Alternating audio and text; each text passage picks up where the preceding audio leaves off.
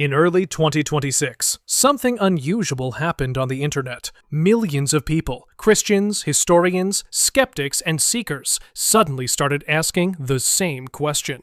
Why does Ethiopia have a Bible that no one else has? Videos went viral. AI chatbots were fed ancient Ethiopian scripture. Channels with no connection to the Ethiopian Orthodox Church told their audiences that hidden truths were being decoded. The internet was fascinated. The noise was loud. But here is what almost none of those videos told you. The Ethiopian Orthodox Tewahedo Church, the church that has guarded this Bible for over 1,600 years, already knows exactly what is in it. There is no mystery. There is only a story the world forgot. And today, from inside that tradition, we are going to tell it. In the first months of 2026, the Ethiopian Bible became one of the most searched topics on the entire internet. What began as online discussions about artificial intelligence and ancient scripture quickly evolved into something much larger. Social media platforms were flooded with content claiming that AI had analyzed the Ethiopian Bible and uncovered hidden or lesser-known teachings. This moment created a powerful shift. Ethiopia was no longer just seen as a historic destination. It was reframed as a place of deep, possibly undiscovered spiritual knowledge. Now, we need to be honest about something. The viral claims about AI decoding the Ethiopian Bible were, in most cases, unsubstantiated. These videos focused on sensational interpretations. They lacked any supporting evidence from scholars or from the church itself. But here is the important thing. The curiosity behind those videos, that was real. The questions people were asking, those questions were valid. And the answers? The answers have been sitting in the libraries of Ethiopian Orthodox monasteries for 1,600 years. So let us answer the question properly. What is the Ethiopian Bible? Why does it have 81 books? And what do those extra books actually say? This is not a mystery. This is our heritage. Every Bible on earth is a choice about which text to include, which to exclude, and who gets to decide. The Protestant Bible contains 66 books. The Catholic Bible contains 73. The Eastern Orthodox Bible contains around 76 to 78 books, depending on the tradition. The Ethiopian Orthodox Tewahedo Church Bible contains 81 books. The Ethiopian Orthodox Tewahedo Church recognizes a canon of 81 books, 46 books in the Old Testament and 35 in the New Testament. The Ethiopian Orthodox Tewahedo Church has preserved the world's only complete copies of the Book of Enoch and the Book of Jubilees in their original Ge'ez language. These are scriptures quoted by the New Testament itself, but excluded from every other Christian canon on earth. How did this happen? Christianity arrived in Ethiopia very early, when Ethiopian scholars began translating biblical texts into Ge'ez between the 4th and 7th centuries. They used the Septuagint, the Greek translation of the Old Testament. Because there was no unified canon at the time, Ethiopian translators incorporated a wide array of Jewish texts that were popular among early Christians, but later rejected elsewhere. Then something critical happened. The geopolitical isolation that followed the rise of Islam in the 7th century became, in fact, a preservation mechanism. As Islamic caliphates expanded across North Africa and the Middle East, Christian Ethiopia became an island in a Muslim sea, cut off from Rome, cut off from Constantinople, cut off from Alexandria. While the Council of Trent in the 16th century and other European synods were busy narrowing the canon and discarding texts they deemed apocryphal, the Ethiopian Church remained largely unaffected. In other words, Ethiopia did not add extra books to the Bible. Ethiopia kept books that everyone else removed. The question was never, why does Ethiopia have more? The real question is, why did everyone else have less? Of all the books unique to the Ethiopian Orthodox canon, 3 stand above the rest in terms of global significance. These are the books that make scholars, historians, and theologians turn their heads toward Ethiopia. The Book of Enoch. The New Testament explicitly quotes the Book of Enoch in the letter of Jude, chapter 1, verses 14 and 15. The Dead Sea Scrolls, discovered in 1947, included Aramaic fragments of the Book of Enoch, confirming it was widely used in ancient Jewish communities. Ethiopia alone preserved the complete text in its original Ge'ez language. Every modern scholarly translation of the Book of Enoch on earth depends on manuscripts that the Ethiopian Orthodox Church preserved. Let that settle for a moment. When Western Christianity banned the Book of Enoch at the Council of Laodicea in 364 AD, the Ethiopian Church ignored that ban. They kept copying it. They kept reading it. They kept teaching from it. For 1,400 years, while the rest of the Christian world forgot it existed, Ethiopia's monasteries were the only place on earth where this scripture survived complete. In 1773, Scottish explorer James Bruce brought 3 copies of the Book of Enoch back to Europe from Ethiopia, and the Western world encountered it for the first time in over a millennium. The Book of Jubilees. Called Lesser Genesis by early Christian writers, the Book of Jubilees retells the narratives of Genesis and the opening chapters of Exodus, organizing all of history into periods of 49 years. Jubilees. It provides specific dates for biblical events. It fills in narrative gaps in Genesis that the Western Bible leaves blank, and it has been part of Ethiopian Orthodox teaching and liturgy for 16 centuries. The Books of Meccabian. These 3 books are entirely unique to the Ethiopian Orthodox canon.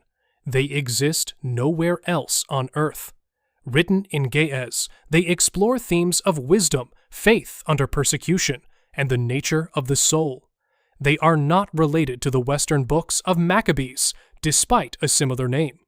They are Ethiopian Orthodox originals, scripture that belongs entirely and exclusively to this tradition. Texts like the Book of Enoch, the Book of Jubilees, and the Books of Meccabian, which were erased from the Western tradition, were carefully copied, preserved, and revered in the monasteries of the Ethiopian highlands for over 1,000 years. This is the question at the heart of everything. Why did the Ethiopian Orthodox Church preserve these texts when every other major Christian tradition removed them? 3 reasons. Each of them matters. Reason 1. Ancient conversion, ancient canon. Because Ethiopia's conversion predated many later church councils, its believers preserved books that were widely used in early Jewish and Christian communities, but eventually fell out of favor elsewhere. The Ethiopian Church was established in the 4th century, before the theological arguments that led to canonical narrowing in the West.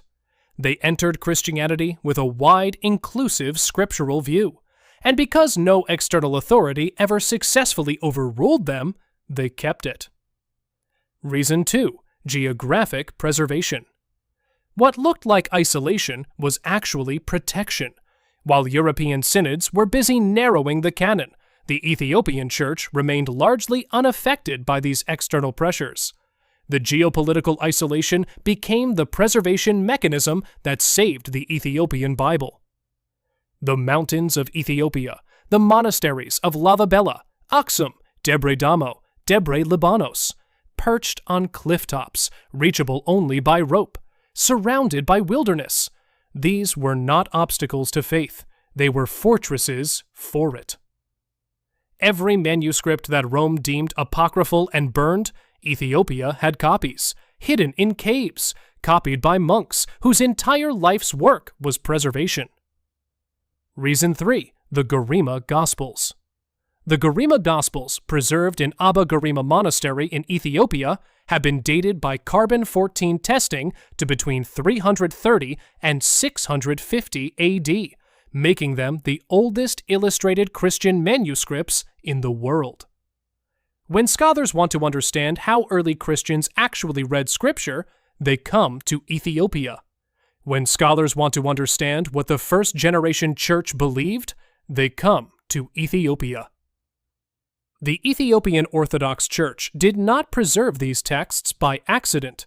They preserved them by conviction, because generation after generation of monks, priests, and Dederas believed these words were sacred and treated them accordingly. Here is what strikes me about the 2026 viral moment around the Ethiopian Bible.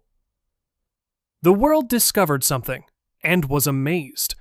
But inside our churches, this was never a secret. Every Sunday, in Ethiopian Orthodox churches from Addis Ababa to Washington, D.C., from London to Riyadh, the Debteras chant from these scriptures. Children memorize passages from the Book of Enoch. Monks recite Jubilees during fasting seasons. The 81 books was never a conspiracy, never a discovery, never a hidden code. It was simply breakfast. The Ethiopian Orthodox Tewahedo Church represents approximately 41% of Ethiopia's total population, the single largest religious denomination in the country. Researchers project it will eclipse the Russian Orthodox Church as the largest Orthodox body in the world by 2050. This is not a minor tradition. This is not a fringe church. This is one of the oldest, largest, and most faithful Christian communities on earth. And the diaspora, Ethiopians in Minneapolis, in London, in Stockholm, in Dubai, they carry this canon with them. The 81 books travel wherever the community goes. What the world called a viral discovery, our grandmothers read to us as children. Most of the viral content about the Ethiopian Bible in 2026 made the same mistake. They treated the Ethiopian scripture as something exotic, something hidden, something that needed an AI to unlock it. They were wrong.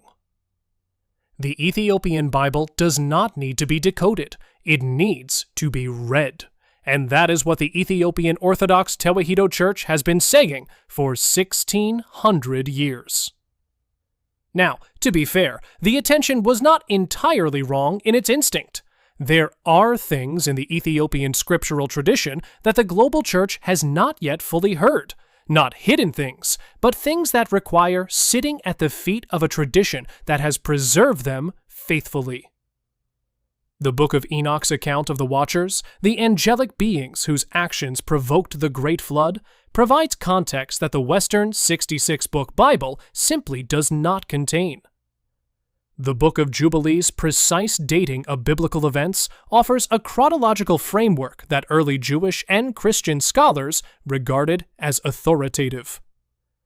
The Books of Meccabian open a window into Ethiopian theological thinking that is entirely original, a voice in the global Christian conversation that has never been properly heard. These are not hidden truths. They are unheard truths.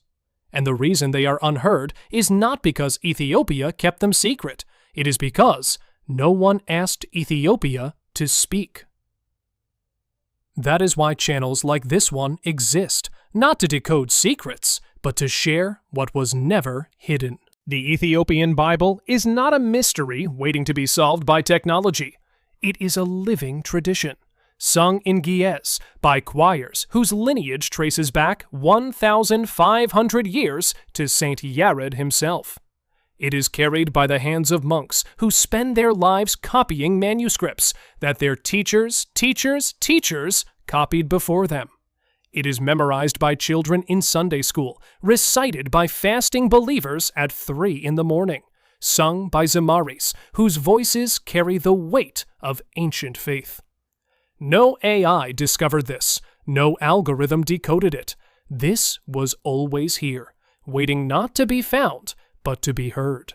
If this video opened something in you, whether you are Ethiopian Orthodox, globally curious, or somewhere in the middle, subscribe to ZemaTube EOTC. Every week, we go deeper into this ancient living tradition. This is the channel for everyone who wants the real story, not the viral version, the true one.